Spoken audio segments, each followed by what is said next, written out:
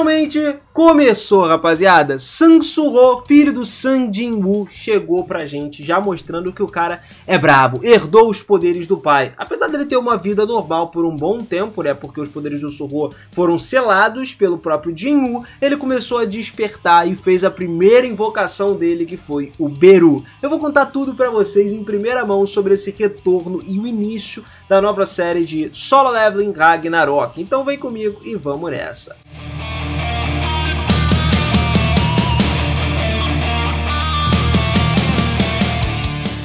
Fala, seus otakus, beleza? Eu sou o Binas e sejam muito bem-vindos a mais um videozão aqui no canal. E olha só, galera, um mundo sem um deus era só uma deliciosa presa esperando para ser devorada. Os deuses externos, que são existências onipotentes, criaram incontáveis universos em tempos remotos. E aí os Itarim, que são espalhados por várias dimensões aí, que foram criados por esses deuses, perceberam que o mestre da sua espécie tinha desaparecido e estava numa dimensão totalmente distante, o que despertou um brilho nos olhares deles. Eles não se preocupavam com a morte de um ser da mesma espécie. A única coisa que importava era justamente que para eles, grandes quantidades de mana era o top, o ápice. Um poder que perdeu o dono e pertencia àquele que encontrasse primeiro. Assim eles começaram a guerra dos deuses externos. O tecido dimensional ali foi rasgado, abrindo uma fenda que conectava diferentes dimensões, e os apóstolos dos Itarins começaram a sair, todos ao mesmo tempo dali. Diante deles, um único homem ficou parado, Sun Jinwoo, o monarca das sombras, que abriu a boca enquanto a energia das sombras envolvia o corpo dele por completo.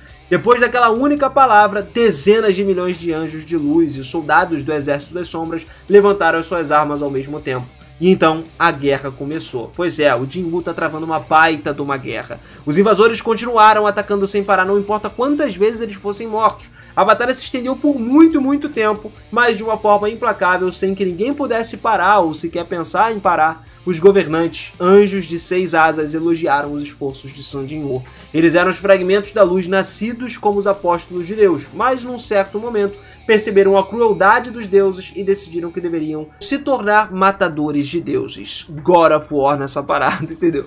Desde os tempos antigos, os soldados celestiais, liderados pelos governantes, eles nasciam do fruto da árvore do mundo. Basicamente, após a morte do deus, a árvore do mundo passou a parar de dar frutos, e por isso era impossível criar novas tropas, se não fosse pelo exército das sombras do Sun Jinwoo, que continuava se ressuscitando automaticamente, mesmo depois de eles serem mortos. Essa guerra teria terminado, inclusive, num instante se não fosse isso, e o resultado teria sido a destruição absoluta do mundo do Jinwoo. O comandante Igris surgiu diante do Jinwoo com uma expressão de urgência no rosto. A linha de defesa da retaguarda foi invadida, o local com o poder mágico mais fraco foi alvejado, e a Terra, que tinha recuperado a sua paz há pouco tempo, já estava mais uma vez exposta ao perigo agora. Todos os Itarim queriam invadir a Terra para conquistar aquele lugar. O portal se abriria novamente lá e voltaria toda aquela história que a gente viu em Solo Leveling. Todos os governantes olharam para o Jinwoo e começaram a sussurrar. A Terra tinha sido invadida pelos habitantes da outra dimensão, irmão. E aí, os governantes principais, culpados ali pelo incidente, começaram a pedir desculpas. Eles prometiam que as coisas seriam diferentes, eles dariam o máximo para melhorar tudo. Eles tinham um propósito de cultivar a Terra e proteger ela dos monarcas. Mas os Itarim queriam a destruição absoluta, atacando os pontos mais fracos para causar toda uma distração. Aí o Igris sugeriu enviar tropas para a Terra, o quanto antes, né? Só que os governantes se opuseram a fazer isso, argumentando que dividir as forças pela metade, realmente isso aconteceria, né? Iria desequilibrar o poder, e era exatamente o que os Itarim queriam. Se a vanguarda caísse, enquanto protegia a retaguarda, né? Aí eles seriam completamente derrotados. O Sun Jinwoo, então, ouvindo a discussão, tomou uma decisão e chamou um dos seus soldados mais poderosos, Beru, o Rei Formiga. Cara que realmente nasceu para despedaçar os inimigos, e ele apareceu lá. O Jinwoo então ordenou que o Beru fosse para a Terra e removesse o selo de Sung Suho, o filho dele. O Beru ficou ansioso, se transformou no raio e saiu voando para a Terra. Daí, o Jinwoo observou o Beru partir em silêncio e se virou para os inimigos que se aproximavam, cheio de ódio e pronto para continuar a guerra contra os apóstolos dos deuses externos agora, porque o negócio virou mais multiversal do que só aquela vida do Jinwoo, aquilo que ele lutou, né, aquele universo no geral. Aí a gente começa a história lá no Museu de Arte da Universidade da Coreia, já com o Sang Suho. Depois de ver a pintura do Suho, o professor dele, o assistente lá do departamento de pintura, ele ficou com uma expressão de cansaço no rosto e tal. Na verdade, o Sung Soo-ho tinha pintado formigas, uma formiga exposta ali especificamente, e ele lembrava, mas não sabia como ele fez, né? Então assim, tinham várias pinturas de arte no lugar, mas ainda assim as formigas eram um negócio peculiar, singular, sacou? Diferente. O professor assistente então pegou o crachá e viu a exposição do Departamento Universal da Coreia, e aí é que a gente descobriu que o Soo-ho desde pequeno sempre gostou de formigas, né, ao ponto de tomar cuidado para não pisar nelas, inclusive, e se ela tiver encontrado alguém por aí, o que é muito interessante, porque o Beru sempre criou ele desde pequeno, e isso a gente já viu no final da história de Solo Leveling normal. Mas beleza, o professor Lin, ele continuou olhando para a pintura do Soo-ho e tal, e parou ali diante da pintura da formiga com uma energia humanoide totalmente diferente, que parecia que essa formiga sairia para combater qualquer inimigo que aparecesse. E era literalmente o Beru que estava desenhado ali. O Soo-ho explicou que era a formiga com que ele sonhava quando era criança, ele não se lembrava do Beru. Só que aí é aquilo, né? A galera sabe dos portais que começaram a aparecer, tanto que o próprio professor começou a pensar no cataclismo que aconteceu, dos portais aparecerem de novo, alguns humanos despertarem com habilidades, e a humanidade conseguiu superar essa crise. Naquela época, o Soo-ho tinha 20 anos específico, ele era um calouro, mas o sonho com a formiga foi muito antes disso, quando ele estava lá no ensino médio. O professor Lin começou a elogiar as habilidades de pintura dele e tal, e aí o Soo-ho se lembrou de um dos sonhos específicos que ele tinha, na qual aquela formiga específica, ela parecia massacrando incontáveis pessoas nos sonhos dele. O Soo-ho, ele tinha que lutar até a morte contra vários outros monstros, sem saber por que ele estava enfrentando essas pessoas. E soldados com armaduras, formigas, até dragões gigantes ele lutava. Quando matava os monstros, ele subia de nível, como se fosse dentro de um jogo. Mas quando ele morria, tudo recomeçava e ele voltava para o nível 1. O Soo-ho estava literalmente num sonho onde ele deveria sobreviver, enfrentando um boss final, que por coincidência se parecia com Jin-woo, o pai dele. Esse sonho assombrava ele desde novo. Só que aí ele parou depois do desaparecimento dos seus pais, porque nessa hora ele não sabia onde estava o pai dele e também a mãe desapareceu e agora ele vai ter que procurar por ela.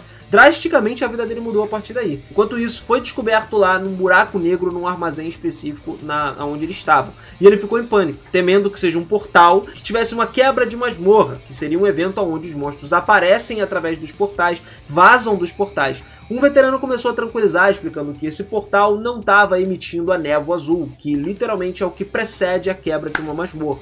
E ele mencionou que consumir essa névoa aí pode despertar poderes mágicos e que os caçadores de Rank S são muito ricos. E isso acaba deixando os estudantes aí, né, mais empolgados. Então eles decidem esperar pela névoa azul. Quando a névoa começa a fluir, o Soo-ho sente uma sensação estranha e percebe que o prédio está começando a tremer. Daí um aluno aparece visivelmente abalado e o professor e o assistente Lin lá, né, quando foi investigar, descobriu que o aluno estava emitindo uma névoa azul.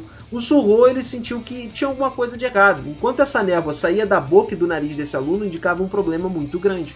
A névoa azul começou a engolir todo o corpo de Yun-Chu. Nessa hora, naquele instante, o Soo-ho correu, puxou o professor para trás e o corpo do Yun-Chu, envolto em névoa azul, começou a queimar. Os estudantes que estavam ali perto começaram a gritar, aterrorizados com a cena. Uma sirene assustadora começou a soar nos alto-falantes, né? Todo o campus sabia do que estava acontecendo. Os alunos começaram a murmurar, ouvindo um anúncio ali de que o portal surgiu no campus, dentro do museu do departamento de arte. E aí o caos aumentou ainda mais, os alunos ficaram assustados, começaram a correr. Tudo aconteceu por caçadores que apareceram lá, especificamente vieram tranquilos, super de boa, só que acabou que um desses caçadores foi mordido por um monstro novo lá dentro. E acabou que ele se transformou no monstro e transformou outras pessoas. Tipo uma epidemia de zumbi, tá ligado?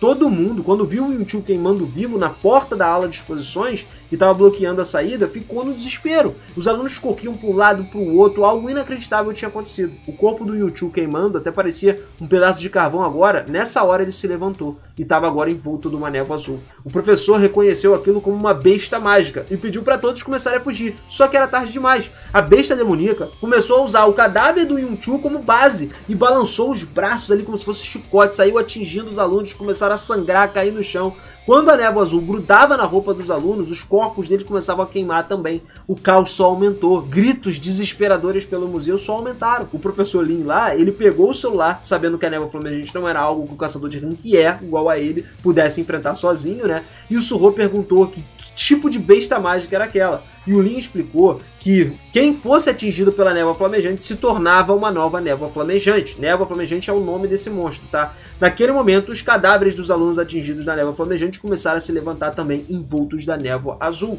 o museu entrou em caos, pessoas gritando, correndo, as névoas flamejantes aumentando, se espalhando muito rápido, fazendo novas vítimas, e o professor assistente Lin, aterrorizado, fugiu da ala de exposições ali, deixando só o Suho decidir agir sozinho.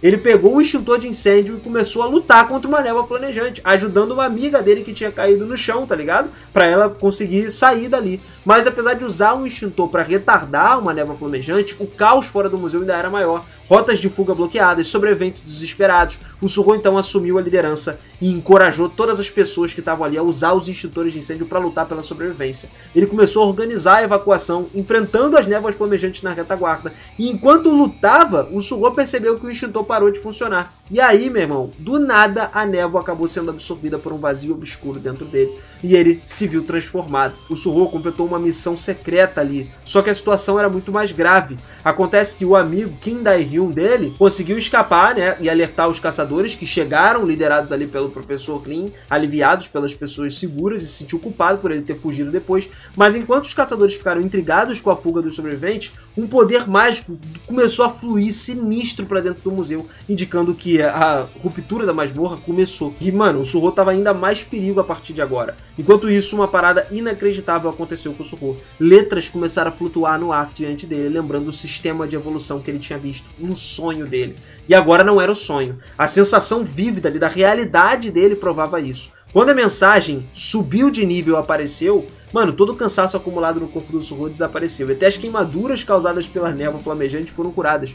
O Suho viu que ele tinha mensagens não lidas ali. E uma delas era: parabéns por se tornar um jogador. Na verdade, perguntando, né, se ele queria se tornar um jogador. E o Suho aceitou. Então ele se tornou como no sonho dele, só que agora na vida real. O Suho percebeu a mensagem sobre a missão realizada dele, que era jogador na vida real, né? E ele leu a primeira mensagem, que era uma missão, a missão secreta Coragem do Fraco, que provou as qualificações dele, ganhando pontos de experiência num estado não despertado. Agora, ele poderia verificar uma janela de status, como várias informações do sistema apoiando as evoluções dos jogadores, como acontecia com Jinwoo. Então assim, ele não estava mais no modo tutorial. Portanto, no mundo real, ele só tinha uma vida. Mas o Suho percebeu que os seus sonhos eram uma espécie de treinamento para ele. Agora, novos recursos, como a janela de status, estavam disponíveis. Tem lá a habilidade passiva dele, que ele não tinha nenhuma, e a habilidade ativa, que era o poder dos governantes nível 1. O Suho, então, ele leu a próxima mensagem, que era resgatar os sobreviventes, a missão, e tinha pessoas próximas esperando para serem resgatadas. A recompensa varia dependendo do número de sobreviventes resgatados. O número atual era 52, né? E ele não tinha resgatado ninguém. Enquanto ele via isso tudo, ele começou a fazer tudo que ele podia para resgatar todo mundo. E aí, as névoas flamejantes se aproximou e atacou o Suho, distraindo, atingindo ele.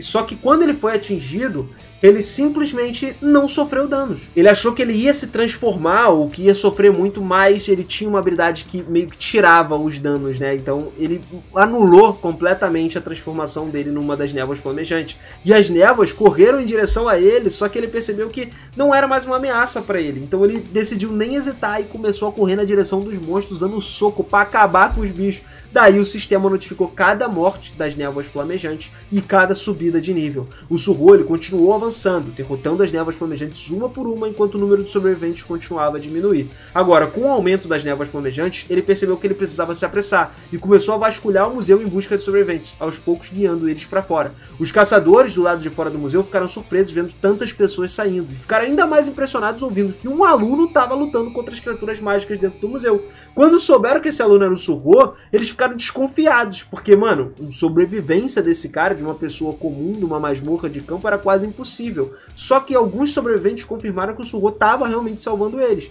Então, assim, os caçadores se prepararam para entrar no museu, agora sabendo que se tratava de uma masmorra de rank D. Isso significa que eles enfrentariam monstros até mais fortes do que dentro da masmorra. Mesmo que o Suho tivesse acabado de despertar, os caçadores estavam preocupados com a sobrevivência dele. Enquanto isso, o Suho começou a ficar muito cansado lá dentro, cara. Só que quando ele recebeu uma onda de vitalidade, ele se animou, decidiu continuar salvando os sobreviventes e de repente o teto explodiu.